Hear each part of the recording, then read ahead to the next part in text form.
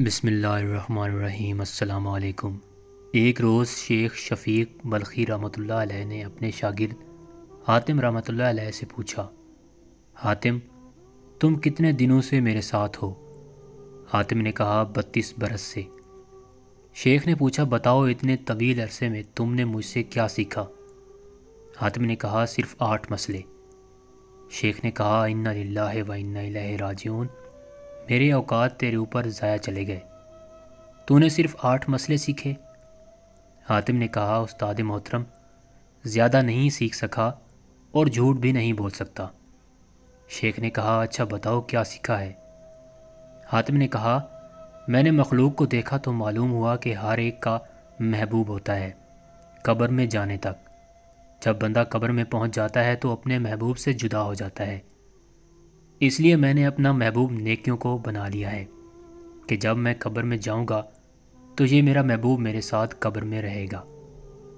لوگوں کو دیکھا کہ کسی کے پاس قیمتی چیز ہے تو اسے سنبھال کر رکھتا ہے اور اس کی حفاظت کرتا ہے، پھر فرمان الہی پڑھا جو کچھ تمہارے پاس ہے وہ خرچ ہو جانے والا ہے، جو کچھ اللہ کے پاس ہے وہی باقی رہنے والا ہے۔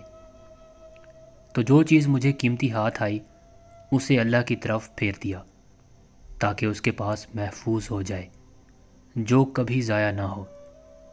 میں نے خدا کے فرمان پر غور کیا اور جس نے اپنے رب کے سامنے کھڑے ہونے کا خوف کیا اور نفس کو بری خواہشات سے باز رکھا، جنت اسی کا ٹھکانہ ہوگا۔ تو اپنے نفس کو برائیوں سے لگام دی، خواہشات نفسانی سے بچنے کی محنت کی، یہاں تک کہ میرا نفس اطاعت الہی پر جم گیا۔ لوگوں کو دیکھا ہر ایک کا رجحان دنیاوی مال، حسب نسب، دنیاوی جاہ و منصب میں پایا۔ ان امور میں غور کرنے سے یہ 2 چیزیں ہیچ دکھائی دی۔ ادھر فرمان الہی دیکھا، در حقیقت اللہ کے نزدیک تم میں سب سے زیادہ عزت والا وہ ہے جو تمہارے اندر سب سے زیادہ پرہیزگار ہے۔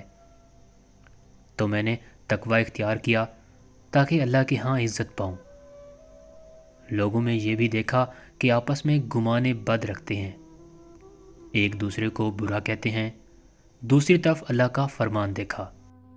دنیا کی زندگی میں ان کی بسر اوقات کی ذرائع تو ہم نے ان کے درمیان تقسیم کیے ہیں، اس لیے حسد کو چھوڑ کر خلق سے کنارہ کر لیا اور یقین ہوا کہ قسمت صرف اللہ کے ہاتھ میں ہے، خلق کی عداوت سے باز آ گیا۔ لوگوں کو دیکھا کہ ایک دوسرے سے سرکشی اور کشت خون کرتے ہیں۔ اللہ کی طرف رجوع کیا تو فرمایا در حقیقت شیطان تمہارا دشمن ہے، اس لیے تم بھی اسے اپنا دشمن سمجھو۔ اس بنا پر میں نے صرف اس اکیلے شیطان کو اپنا دشمن ٹھہرا لیا اور اس بات کی کوشش کی کہ اس سے بچتا رہوں۔ لوگوں کو دیکھا پارا نان روٹی کے ٹکڑے پر اپنے نفس کو ذلیل کر رہے ہیں، ناجائز امور میں قدم رکھتے ہیں۔ میں نے ارشاد باری تعالیٰ دیکھا، زمین پر چلنے والا کوئی جاندار ایسا نہیں ہے جس کا رزق اللہ کے ذمہ نہ ہو۔ پھر میں ان باتوں میں مشغول ہوا جو اللہ کے حقوق میرے ذمہ ہیں، اس رزق کی طلب ترک کی جو اللہ کے ذمہ ہے۔